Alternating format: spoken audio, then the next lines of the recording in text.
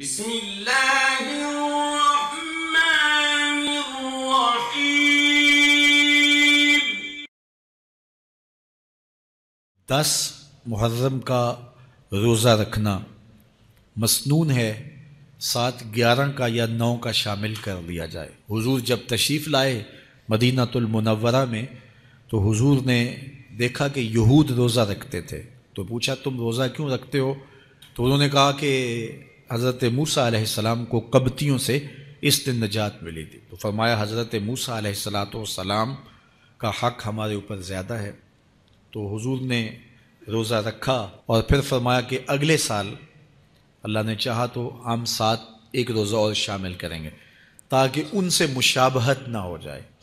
عددی مشابہت سے بھی بچنے کے لیے حضور نے کہا کہ ہم 2 رکھیں گے۔ تو روزہ اگر عاشورے کا رکھنا چاہیں تو اس کے لیے سنت یہ ہے کہ 7 یا 9 کا شامل کریں یا 11 کا شامل کریں۔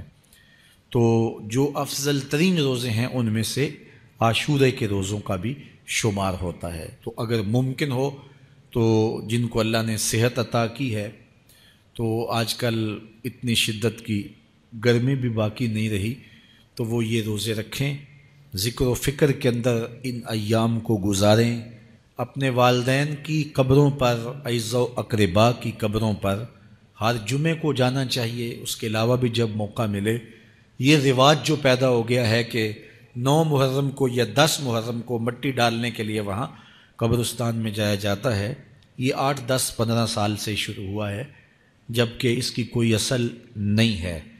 تو اگر آپ روٹین سے جاتے ہیں تو آپ کو ہر جمعے کو جانا چاہیے والدین کی قبروں پر، اور وہاں جا کے ہر جمعے کو سورہ یاسین کی تلاوت کرنی چاہیے۔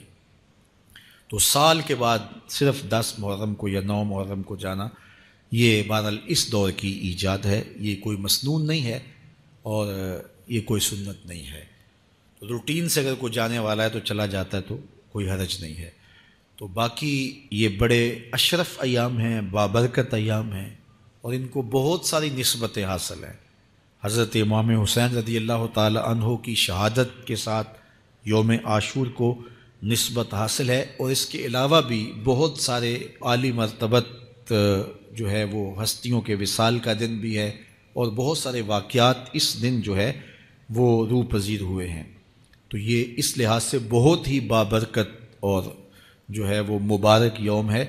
تو اس دن کو ذکر و فکر میں، عبادات میں بسر کیجیے گا، اور اپنی زندگی کی ایک ایک ساعت کو اللہ اور اس کے رسول کے نام پر لگا دینے کے جذبوں سے سرشار ہو کے زندگی گزاریے گا۔ حضرت امام پاک انہوں نے اپنی زندگی دین کے لیے قربان کر دی۔